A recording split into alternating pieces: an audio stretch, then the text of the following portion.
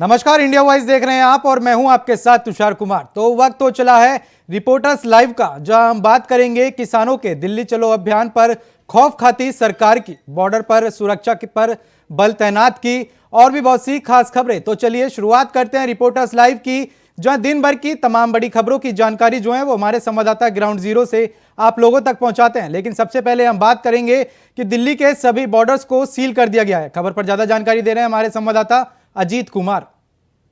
किसानों ने दिल्ली कूच का जो आह्वान किया है, उसके बाद दिल्ली की तमाम सीमाओं पर सुरक्षा व्यवस्था के जो चाक चौबंद इंतजाम है वो देखने को साफ तौर पर मिल रहे हैं। इसके अलावा अगर बात करें, दिल्ली की तमाम सीमाओं को पूरी तरीके से सील कर दिया गया है। इस वक्त मैं मौजूद हूँ दिल्ली के टेकरी बॉर्डर इलाके में। टेकरी बॉर्डर की अगर मैं बात करूँ तो पूरी तरीके से ना केवल सील किया गया है, बल्कि यहाँ पर सुरक्षा व्यवस्था की कई लेयर लगा दी गई है।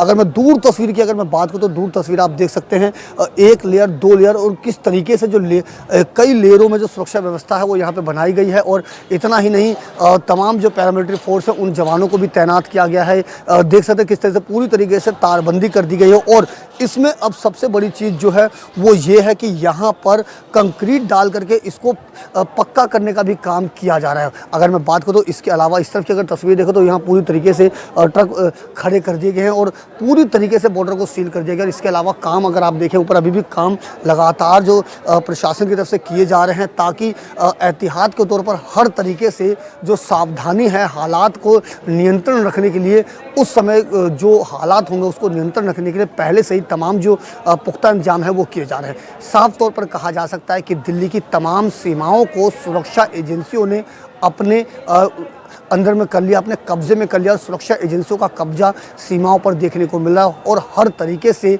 सुरक्षा एजेंसियां सीमाओं को बंद करने के लिए पुख्ता इंतजाम करने पे जुटी हुई हैं। साथ ही यहां पर समय समय पर अगर दिल्ली पुलिस की बात करें तो दिल्ली पुलिस के तमाम आला अधिकारी भी आ रहे हैं और हालात का जायज़ा ले रहे हैं कि आखिरकार किस तरीके से यहाँ पे सुरक्षा व्यवस्था है, और अपनी तरफ से हर तरीके से सुरक्षा व्यवस्था को पुख्ता करने का काम कर रहे हैं। कुल मिला के साफ कहा जा सकता है कि भले ही अभी जो किसान हैं वो दिल्ली में प्रवेश नहीं किए हों, लेकिन कल जिस तरीके से शंभू बॉर्डर पर किसान और सुरक्षा एजेंसियों के बीच जो झड़प देखने को मिली, उससे पहले दिल्ली की तमाम सीमाओं पर सुरक्षा एजेंसियां हर तरीके से अलर्ट मोड पर आ रही है और हर तरीके से पुख्ता इंतजाम कर रही है, ताकि जब वो हालात बिगड़े तो उससे पहले ही तमाम एजेंसी उस हालात से निपटने के लिए तैयार है। अब ऐसे में देखना होगा कि जब किसान यहाँ दिल्ली में प्रवेश करते हैं तो उस समय ये सुरक्षा एजेंसी किस तरीके से उस हालात को नियंत्रण कर पाती है। Ajit Kumar, India voice, Delhi. दिल्ली से सटे गाजियाबाद के गाजीपुर बॉर्डर पर सुरक्षा बल तैनात है। कैसा है नजारा गाजीपुर बॉर्डर का, बता रहे हैं हमारे संवाददाता सादिक खान। हम मौजूद हैं जहां आप बॉर्डर पर साफ तौर पर देख सकते हैं कि किसानों के रोकने के लिए ये बड़े जो एक कैंटर होता है उसे यहाँ लगाया गया है कि अगर किसी स्थिति में यहाँ किसान पहुंचते हैं तो उन्हें रोकने के लिए पुलिस पूरी तरह से बंदोबस्त कर रही है। आप ये साफ तौर पर देख सकते हैं कि सीमेंटेड जो बैरियर हैं यहाँ लगाए गए हैं। इतना ही नहीं, नुकीले तारों से पूरे बैरियरों को जोड़कर ऊपर ये कांटे भरे नुकीले तार लगाए गए हैं कि कोई इधर से बॉर्डर क्रॉस ना कर पाए, दिल्ली में एंट्री ना कर पाए। पूरी तरह से आप यहाँ साफ तौर पर देख सकते हैं कि दिल्ली पुलिस जितने जो किसानों का जो आंदोलन चल रहा है उन्हें रोकने के लिए पूरी तरह से यहाँ हर संभव दिल्ली पुलिस कोशिश करती हुई नजर आ रही है। आप पूरी तरह से जो गाजीपुर पर बॉर्डर पर जो आप नजारा है ये देख सकते हैं कि पूरी तरह से कैंटर, बैरियर, नुकीले तारों के जरिए पूरी तरह से यहाँ रोकथाम के लिए दिल्ली पुलिस यहाँ अलर्ट नजर आ रही है। और आगे भी पूरी तरह से और जितने यहाँ रोड हैं, जितने कट हैं, उन्हें रोकने के लिए पूरी तरह से दिल्ली पुलिस अभी भी लगी हुई है कि कोई भी किसान यहाँ से अंदर एंटर ना कर पाए। वीडियो जर्नलिस्ट आशू के साथ सादिक खान, इंडिया वॉइस, गाजीपुर। किसान आंदोलन 2.0 की शुरुआत हो चुकी है, जिसके चलते हरियाणा सरकार ने एक बड़ा फैसला लिया है। क्या है वो फैसला, बता रहे हैं हमारे संवाददाता शिवम दुबे। किसान आंदोलन 2.0 की 13 फरवरी को शुरुआत होती है और इसके बाद 3 राज्यों के किसान दिल्ली कूच करते हैं और इसके बाद पूरी दिल्ली को चारों तरफा से बंद किया जाता है। इवन ये कह लीजिए कि दिल्ली को छावनी में तब्दील कर दिया जाता है, इलाके सील कर दिए जाते हैं। और आपको बता दें कि अब हरियाणा में लगभग 12 जिलों में धारा 144 लगा दी गई है और 8 जिलों में इंटरनेट सेवा को बंद कर दिया है, क्योंकि अभी भी किसान लगातार दिल्ली कूच कर रहे हैं, दिल्ली पहुंच रहे हैं और वही पुरानी मांग है, वही ढाक के 3 पात वाली कहानी है कि अभी भी वही एमएसपी यानी एमएसपी को लेके कानून बनाने की मांग, वही उनकी पुरानी जो मांगे हैं वही हैं। लेकिन इस पर सरकार का ये कहना है कि अगर इतने बड़े लेवल पे अगर हम मांगों को एक्सेप्ट करेंगे कि देश की अर्थव्यवस्था पर भी इसका खासा असर पड़ेगा। अब देखने की बात यह है कि क्या किसान का ये आंदोलन तब तक चलेगा जब तक उनकी मांगों को एक्सेप्ट नहीं कर लिया जाता, या ये लंबा चलने वाला है, जैसे कि किसान आंदोलन जब पहली बार ये लोग दिल्ली आए थे तब। अब देखना होगा कि क्या कुछ होता है। फिलहाल मैं कैमरामैन सौरभ के साथ Shivam Dubey, India voice, Noida. BJP ने राज्यसभा चुनाव के लिए उम्मीदवारों की एक और सूची जारी कर दी है। किस किस का नाम है लिस्ट में शामिल, बता रहे हैं हमारे संवाददाता आदित्य सिंह। आयोग ने राज्यसभा सीटों के वोटिंग के लिए 27 फरवरी की तिथि घोषित कर दी है और आपको बता दें कल यानी 15 फरवरी को नामांकन दाखिल करने की अंतिम तिथि है। और इस बीच जो है तमाम पार्टियां अपने राज्यसभा उम्मीदवारों की जो सूची है वो जारी कर रहे हैं। उसी में बीजेपी ने भी अपनी तमाम कई सारी सूची जारी करके अलग अलग प्रदेशों से अपने अलग अलग राज्यसभा, आपको बता दें इस लिस्ट में बिहार, छत्तीसगढ़, हरियाणा, कर्नाटक, उत्तर प्रदेश, उत्तराखंड और पश्चिम बंगाल के लिए उम्मीदवार के नामों का ऐलान किया गया है। तो वहीं उत्तर प्रदेश से सुधांशु त्रिवेदी और आरपीएन सिंह को टिकट दिया गया है। पूर्व बीजेपी हरियाणा अध्यक्ष सुभाष बराला को हरियाणा से उम्मीदवार बनाया गया और साथ ही दूसरी लिस्ट जो आई थी बीजेपी की उसमें 14 उम्मीदवारों के नाम शामिल थे। भाजपा के द्वारा राज्यसभा के लिए अभी तक कुल 2 लिस्ट जारी की गई है, जिसमें कुल मिलाकर 19 उम्मीदवारों के नामों का ऐलान किया गया है। पहली लिस्ट में बीजेपी ने बिहार से 2 उम्मीदवारों को टिकट दिया है, जिसमें धर्मशिला गुप्ता और डॉक्टर भीम सिंह का नाम शामिल है। छत्तीसगढ़ की बात करें तो राजा देवेंद्र प्रताप सिंह, हरियाणा से सुभाष बराला, कर्नाटक से नारायण कृष्णासा भांडगे, उत्तराखंड से महेंद्र भट्ट और पश्चिम बंगाल से सामिक भट्टाचार्य को टिकट दिया गया है। उत्तर प्रदेश से आरपीएन सिंह, सुधांशु त्रिवेदी, चौधरी तेजवीर सिंह, साधना सिंह, अमरपाल मौर्य, संगीता बलवंत और नवीन जैन को भी टिकट दिया गया है। बीजेपी मैदान पर पूरी तरीके से तैयार है राज्यसभा के लिए। अब देखने वाली बात ये होगी कि अब उम्मीदवारों की घोषणा हो गई है और बीजेपी कहां तक जीत हासिल कर पाती है। अपने इन सभी घोषित प्रत्याशियों में से कितने प्रत्याशी राज्यसभा तक पहुंच पाते हैं। तमाम अपडेट्स के लिए देखते रहें इंडिया वॉइस। मैं Aditya Singh, camera person Saurabh. BJP ने राज्यसभा प्रत्याशियों का नामांकन कर दिया। किस किस ने किया है नामांकन, बता रहे हैं हमारे संवाददाता प्रेम पाठक। में खाली हुई 10 राज्यसभा की सीटों पर आज भारतीय जनता पार्टी के 7 प्रत्याशियों ने अपना नामांकन दाखिल कर दिया है। नामांकन के दौरान इन 7 प्रत्याशियों के साथ में दोनों डिप्टी सीएम ब्रजेश पाठक, केशव प्रसाद मौर्य, प्रदेश अध्यक्ष भूपेंद्र चौधरी और मुख्यमंत्री योगी आदित्यनाथ के साथ लोकसभा चुनाव के प्रभारी विजयंत पांडा जो है वो मौजूद रहे। इस दौरान विजयंत पांडा ने कहा कि बीजेपी 80 की 80 सीटें लोकसभा की जो उत्तर प्रदेश में है वो जीतने वाली है। 2024 में पिछले सभी रिकॉर्ड जो हैं वो टूट जाएंगे। अंतर्राष्ट्रीय स्तर पर भारत की जो छवि है वो बेहतर हुई है। भारत आज दुनिया की सबसे बड़ी अर्थव्यवस्था बनने की ओर अग्रसर है और 5वीं सबसे बड़ी अर्थव्यवस्था बन चुका है और लगातार प्रधानमंत्री नरेंद्र मोदी के नेतृत्व में जो भारत है उसकी छवि अंतर्राष्ट्रीय स्तर पर बेहतर हुई है। 2024 में फिर से मोदी सरकार जो है वो रिपीट होने वाली है। इसके अलावा उन्होंने कहा कि उत्तर प्रदेश के अंदर भी जो माहौल है वो पूरी तरीके से बीजेपी में हो चुका है और 80 की 80 जो सीटें हैं वो बीजेपी इस चुनाव में जीतने वाली है। हालांकि अभी भी क्या बीजेपी 8वां कैंडिडेट अपना उतारेगी कि नहीं, इसको लेकर जरूर असमंजस की स्थिति बनी हुई है। चूंकि बहुमत को लेकर बात की जाए तो समाजवादी पार्टी ने 3 प्रत्याशी अपने उतारे हैं और बहुमत के लिए समाजवादी पार्टी को 112 विधायकों की जरूरत है, जबकि समाजवादी पार्टी के पास में केवल 108 ही विधायक हैं। अगर बीजेपी अपना 8वां कैंडिडेट नहीं उतारती है तो ये सभी 10 प्रत्याशी 3 समाजवादी पार्टी के और 7 बीजेपी के निर्विरोध चुन लिए जाएंगे। कैमरामैन राहुल के साथ मैं प्रेम पाठक, इंडिया वॉइस। सोनिया गांधी रायबरेली को अलविदा कहकर जयपुर चली गई हैं। क्या है पूरा मामला, बता रहे हैं हमारे संवाददाता नितिन चौधरी। कांग्रेस पार्टी की वरिष्ठ नेता सोनिया गांधी अब संसद के उच्च सदन राज्यसभा में दिखाई देंगे। जिस तरीके से लगातार कांग्रेस पार्टी मांग कर रही थी कि सोनिया गांधी को राजस्थान के जयपुर से राज्यसभा भेजा जाए, लेकिन उससे पहले सोनिया गांधी की बात की जाए तो सोनिया गांधी रायबरेली से सांसद थी। 2024 चुनाव से पहले कांग्रेस पार्टी ने राज्यसभा भेजने का फैसला सोनिया गांधी को किया था। जिस तरीके से लगातार 2024 का चुनाव आ रहा है तो उसके जरिए जो है संसद तक वो नज़र पड़ेंगे, लेकिन उसके बाद लगातार देखा यही जा रहा था कि कांग्रेस पार्टी ये मांग कर रही थी कि सोनिया गांधी जो थी पूर्व अध्यक्ष थी कांग्रेस पार्टी की, लेकिन उसके बाद लगातार यही देखा जा रहा था, कहा जा रहा था कि सोनिया गांधी को जयपुर से चुनाव लड़ाया जाए, लेकिन उसके बाद राज्यसभा भेजने का जो प्रस्ताव रखा था वो कांग्रेस पार्टी के औला कमान ने यहाँ पर प्रस्ताव पारित किया था। माना जा रहा है कि सोनिया गांधी के सेहत से जुड़े कारणों की वजह से लोकसभा की बजाय राज्यसभा से सांसद जाने का फैसला किया जाए। सोनिया अगर राज्यसभा से सांसद जाती हैं तो वो अपने निवास के रूप में 10 जनपद के कायम रख पाएंगे। बता दें कि 10 जनपद में सोनिया गांधी लगभग 35 सालों से रहती आ रही हैं। राजीव गांधी साल 1989 में बतौर नेता प्रतिपक्ष के रूप में 10 जनपद आए थे। सोनिया तभी से यहाँ रह रही हैं।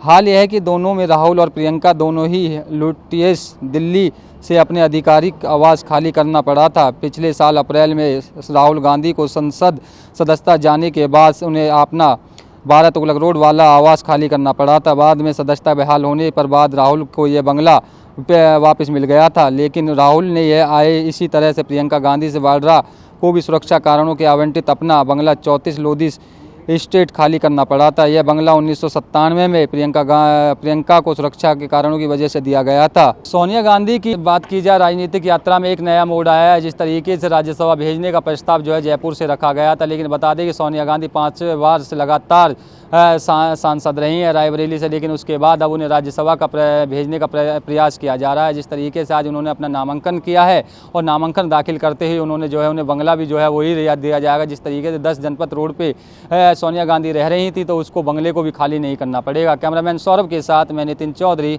India voice, Delhi. उत्तराखंड में धामी सरकार की कैबिनेट बैठक हुई। किन किन प्रस्तावों पर लगी है मोहर, खबर पर ज्यादा जानकारी दे रहे हैं हमारे संवाददाता अभय कैंथुरा। धामी सरकार की आज हुई कैबिनेट बैठक में अहम निर्णय लिए गए। ये निर्णय राज्य के विकास के लिए भी जरूरी कही जा सकता है, राज्य के कोष को बढ़ाने के लिए भी, क्योंकि राज्य सरकार ने नई आबकारी नीति को अपनी मंजूरी दे दी है, जिसमें बढ़ावा लक्ष्य 44,000 करोड़ का यहाँ पर होगा। सीधे तौर पर यह समझा जा सकता है कि राज्य सरकार का निर्णय आने वाले दिनों में इम्प्लीमेंट होता हुआ भी नजर आएगा। इसके अलावा सरकार ने राज्य में विकास के लिहाज से भी कई महत्वपूर्ण निर्णय लिए। कई विभागों में पद सृजित किए गए ताकि और उसके माध्यम से नए युवाओं को रोजगार यहाँ पर मिल सके। जो बेहतर काम है सरकार का, जो कामकाज है वो भी यहाँ पर सुगमता के साथ हो सके। साथ ही सरकार ने गैरसैंण सत्र के लिए कराने के लिए मुख्यमंत्री पुष्कर सिंह धामी को भी अधिकृत किया है। कैबिनेट ने अपनी मंजूरी दे दी है। कई ऐसे निर्णय यहाँ पर लिए गए जिसमें केंद्र सरकार के सहयोग की भी मांग की गई है। तो ये समझा जा सकता है कि आज की कैबिनेट बैठक में राज्य के विकास के लिए, विभाग विकास के लिए नीतिगत फैसले लेने में सरकार ने कठोरता दिखाई है और उन जनहित के जो निर्णय हैं उन निर्णयों को लेने का काम किया गया है। आगामी दिनों में इन सभी निर्णयों का सकारात्मक प्रभाव भी दिखता हुआ मिलेगा और राज्य में विकास की रफ्तार भी बढ़ती नजर आएगी। कैमरामैन निशांत चौहान के साथ अभय कैंथुरा, इंडिया वॉइस, देहरादून। उत्तराखंड में सीएम धामी की धाकड़ धामी के रूप में एक नई पहचान बन चुकी है। खबर पर ज्यादा जानकारी दे रहे हैं हमारे संवाददाता अभय कैंथुरा। मुख्यमंत्री पुष्कर सिंह धामी को यूं ही धाकड़ धामी नहीं कहा जाता। मुख्यमंत्री पुष्कर सिंह धामी जो कहते हैं वो करके दिखाते हैं और यही वजह रही कि उन्होंने हल्द्वानी में जनता के 6 साल उसके लिए जो घोषणा की थी, उस घोषणा का 24 घंटे के भीतर इम्प्लीमेंट हुआ है। मुख्यमंत्री पुष्कर सिंह धामी ने कहा था कि जहां पर अवैध मदरसा बना था वहां पर पुलिस थाना खोला जाएगा। 24 घंटे के भीतर पुलिस विभाग की तरफ से पुलिस चौकी खोलने का काम वहां पर किया गया और यही आदत मुख्यमंत्री पुष्कर सिंह धामी अपने स्वभाव में भी दिखते हैं और जो वो कहते हैं राज्य के विकास के लिए वो करके दिखाते भी हैं। और यही वजह है कि राज्य की जनता उन पर भरोसा करती है, राज्य की जनता उन्हें विकास के लिए मानती है और उनकी जो लोकप्रियता वो भी दिन दिन बढ़ती हुई नजर आ रही है। मुख्यमंत्री पुष्कर सिंह धामी जनता के नेता बनते हुए नजर आ रहे हैं और राज्य के विकास के लिए कठोर निर्णय लगातार ले रहे हैं। कैमरामैन निशांत चौहान के साथ अभय कैंथुरा, इंडिया वॉइस, देहरादून। लखनऊ में सपा को मिला बड़ा झटका। क्या है पूरा मामला, बता रहे हैं हमारे संवाददाता रमन मिश्रा। प्रदेश की 10 राज्यसभा सीटों में 3 सीटों को अपने कब्जे में करने के लिए समाजवादी पार्टी के राष्ट्रीय अध्यक्ष अखिलेश यादव पहले से ही माथापच्ची कर रहे थे। मंगलवार को उन्होंने 3 प्रत्याशियों का नामांकन भी कराया, जिसमें जया बच्चन, जिन्हें रिपीट किया गया, और आलोक रंजन, साथ में लालजी सुमन। लेकिन मंगलवार शाम होते ही अपना दल कमेरावादी की नेता और सपा विधायक पल्लवी पटेल ने उनके एक बयान देकर उनकी टेंशन बढ़ा दी। पल्लवी पटेल ने अखिलेश यादव द्वारा घोषित 3 प्रत्याशियों की सूची पर सवाल उठाया। अलीगढ़ में महोत्सव के पंजाबी नाइट्स में फिर कुर्सियां और पत्थर फीके। क्या है पूरा मामला, बता रहे हैं हमारे संवाददाता मोहम्मद शाहनवाज।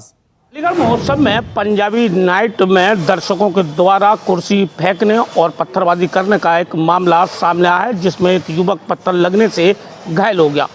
दरअसल पूरा मामला अलीगढ़ के थाना बन्ना देवी इलाके के अलीगढ़ की ऐतिहासिक कृषि प्रदर्शनी अलीगढ़ महोत्सव की है, जहां पंजाब के मशहूर सिंगर सुक्की पाजी की पंजाबी नाइट के दौरान शहर से हजारों की संख्या में दर्शक पहुंचे थे। इसी दौरान दर्शकों का आरोप है कि उनको जगह न मिलने के कारण कुछ उग्र हुए दर्शकों के द्वारा उस नाइट में कुर्सियां फेंकने का प्रयास किया गया और कुर्सियां फेंकी गई। रायबरेली में शिक्षा के मंदिर में कानून का उल्लंघन हुआ है। खबर पर ज्यादा जानकारी दे रहे हैं हमारे संवाददाता राजू तिवारी। सर्व समाज की दिशा तय करने वाला शिक्षक समाज ही जब ऐसे कदम पे आ जाए जो लोगों के बीच में चर्चाएं बन जाएं और कानून के नियम कायदों को भी दरकिनार करते हुए सवाल खड़े कर रहे हो। आपको बता दें कि रायबरेली जिले के डी थाना इलाके के एक निजी विद्यालय का है, जहां के शिक्षक के द्वारा क्लासरूम के अंदर ही बच्चों के सामने मेज पर रखकर तलवार से केक काटते हुए वीडियो वायरल हुआ है। और वीडियो वायरल होने के बाद क्षेत्र में निजी विद्यालय संचालक व अध्यापक के खिलाफ तरह तरह की चर्चाएं आम हो रही हैं। ऐसे मामले जब आम होते हों, जहां पे बच्चों को तालीम दी जाती है और बच्चों की जिंदगी की नींव तय की जाती हो, ऐसे में जब विद्यालय के शिक्षकों यानी गुरुजनों के द्वारा ही ऐसे कृत्य किए जाएं जो कानून के नियम कायदों को दरकिनार करते हुए सवालों के घेरे में खड़े हों। लखनऊ में वैलेंटाइन डे को देखते हुए अखिल भारत हिंदू महासभा हुई एक्टिव। खबर पर ज्यादा जानकारी दे रहे हैं हमारे संवाददाता अमान। 14 फरवरी वैलेंटाइंस डे के दिन आज हिंदू महासभा के कार्यकर्ता लगातार राजधानी के हर पार्क में जा रहे हैं, भगवा गमछा और हाथों में लठ लिए। उनका साफ तौर से कहना है कि ये भारत देश है, यहाँ पे किसी भी तरह की अश्लीलता बर्दाश्त नहीं की जाएगी। वहीं अगर हिंदू महासभा के जो राष्ट्र प्रवक्ता हैं शिशिर चतुर्वेदी, उनकी बात मानी जाए तो उनका साफ तौर से कहना है कि हम लोग यहाँ पे पुलिस को साथ में लेके जितनी पार्क है राजधानी की, उन पार्कों में पहुंचे हैं और उन पार्कों में कोई भी प्रेमी युगल या प्रेमी जोड़ा कहीं भी अश्लीलता फैलाता हुआ दिखेगा तो उसके ऊपर हम लोग द्वारा कार्रवाई की जाएगी। लखनऊ से मोहम्मद अमान, इंडिया वाइड। मथुरा में बसंत पंचमी से ब्रज में शुरू हुई होली की धूम। खबर पर ज्यादा जानकारी दे रहे हैं हमारे संवाददाता मोहम्मद फारूक। बुधवार से ब्रज क्षेत्र में होली का आगमन हो गया है। होली की आज से शुरुआत हो गई है। बसंत पंचमी के मौके पर आज से होली का डांडा गड़ेगा और होली की आज से शुरुआत हो जाएगी। यहाँ पर तमाम मंदिरों में आज सुबह से तांता लगा हुआ था। बसंत पंचमी के मौके पर वृंदावन के जग प्रसिद्ध ठाकुर बांके बिहारी मंदिर में आज लोग जो है काफ़ी संख्या में आए। श्रद्धालु, लाखों श्रद्धालु उमड़े और उन्होंने अबीर गुलाल के साथ में ठाकुर बांके बिहारी मंदिर में होली खेली और इस होली में तमाम लोगों ने इसका जमकर लुत्फ उठाया, ठाकुर बांके बिहारी मंदिर के दर्शन करे।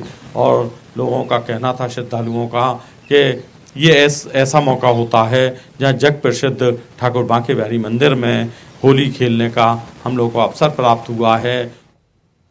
हमीरपुर में पुलिस ने डबल मर्डर को अंजाम देने वाले हत्यारों को गिरफ्तार कर लिया। खबर पर ज्यादा जानकारी दे रहे हैं हमारे संवाददाता रुपेश गुप्ता।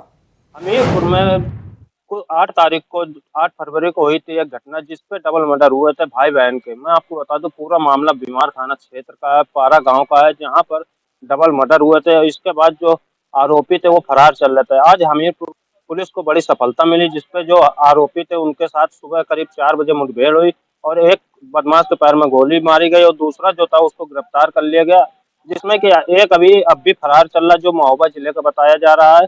और जो आरोपी थे दोनों आरोपियों को पुलिस कस्टडी में लिया गया और उनके पास से एक। लखनऊ में दिखा तेज रफ्तार का कहर। खबर पर ज्यादा जानकारी दे रहे हैं हमारे संवाददाता आसिफ बैंक। से बिहार जा रही डबल डेकर बस पलटने से 20 मजदूर घायल हो गए, जिसमें 6 की हालत नाजुक बताई जा रही है। पूरा मामला राजधानी लखनऊ के काकोड़ी थाना क्षेत्र का है, जहां देर रात जयपुर से बिहार जा रही तेज रफ्तार की डबल डेकर बस गड्ढे पड़ने की वजह से अनियंत्रित होकर पलट गई। मौके पर पहुंची पुलिस और स्थानीय लोगों की मदद से घायलों को अस्पताल पहुंचाया गया, जिसमें 6 लोगों की हालत गंभीर बताई जा रही है। लखीमपुर खीरी में प्रतिमा रखने पर मचा बवाल। खबर पर ज्यादा जानकारी दे रहे हैं हमारे संवाददाता राम जी। आपको बताते चलें कि लखीमपुर खीरी में एक बड़ी घटना निकलकर सामने आई है। लखीमपुर खीरी के थाना खमरिया क्षेत्र के अंतर्गत ऊंच गांव में सुबह का सूरज होते ही इलाके में तनाव की स्थिति देखी गई। आपको बताते चलें, जो ऊंच गांव में एक जमीन थी, जो जमीन विवादित बताई जा रही है, जो कि जमीन सरकारी जमीन थी। उस जमीन पे अंबेडकर की प्रतिमा रखने से इलाके में बवाल की स्थिति पैदा हो गई। आपस में दोनों पक्ष आमने सामने आ गए, वहां पथराव की स्थिति पैदा हो गई। वहां पे साफ वीडियो में देखा जा सकता है कि एक दूसरे पे पत्थर बरसाने लगे। वहीं भारी पुलिस बल भी मौजूद था, पुलिस बल के सामने पत्थरबाजी की गई है। महोबा में पुलिस ने किया हत्याकांड का खुलासा। खबर पर ज्यादा जानकारी दे रहे हैं हमारे संवाददाता शारिक नवाज।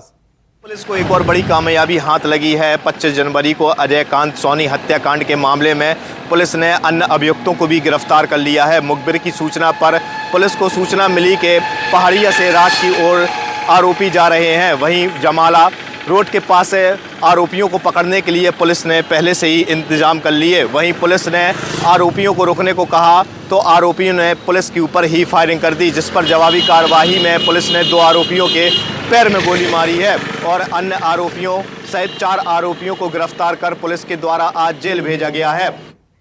किसानों का दिल्ली चलो अभियान हुआ शुरू। इस आंदोलन से किस किस को हो रही है परेशानी, बता रहे हैं हमारे संवाददाता अजीत कुमार। किसानों के दिल्ली कूच को लेकर के दिल्ली के तमाम बॉर्डर को पूरी तरीके से सील कर दिया गया है। इस बीच दिल्ली के तमाम बॉर्डर पर लोगों को काफ़ी समस्याओं का भी सामना करना पड़ रहा है, चाहे वो स्थानीय लोग हों या फिर बॉर्डर से गुजरने वाले लोग हों। हर किसी को इस समस्या से दो चार होना पड़ रहा है। इस बीच हम पहुंचे हैं, टिकरी बॉर्डर पर हैं और टिकरी बॉर्डर पर कुछ ऐसे ट्रक ड्राइवर हैं जो दिल्ली से बॉर्डर पार करने के तैयारी में थे, लेकिन यहाँ पर उन्हें रोक लिया गया और कहीं ना कहीं पिछले लंबे समय से यहीं पर हैं। हम उनसे बात करेंगे कि आखिरकार किस तरीके से उनको समस्याओं का सामना करना पड़ा और आखिरकार क्या क्या उन लोगों को दिक्कत परेशानी हो रही है और कहाँ से आए थे भाई साहब जी आप? हाँ जी, कहाँ से आए हैं आप लोग? हम दिल्ली से आयसा खाली करके कहाँ जा रहे थे? भरने जा रहे थे सर। तो आप यहाँ पे आपको रोका गया है, कितने समय से आप रुके पड़े हैं, क्या समस्या आ रही है? 4 दिन हो गए सर, 4 दिन से इधर ही खड़े हैं, ना नहाना है ना धोना है, सारी परेशानी है। लेटरिन बाथरूम कोई सब परेशानी, कोई सुविधा नहीं, कुछ नहीं। खाने में जाते हैं सारा वो बोलता है तुम्हारा ठेका ले रखा है खाने का। ऐसे फिलहाल के लिए रिपोर्टर्स लाइव में इतना ही। देश और दुनिया की तमाम बड़ी खबरों को जानने के लिए बने रहें इंडिया वॉइस के साथ। नमस्कार।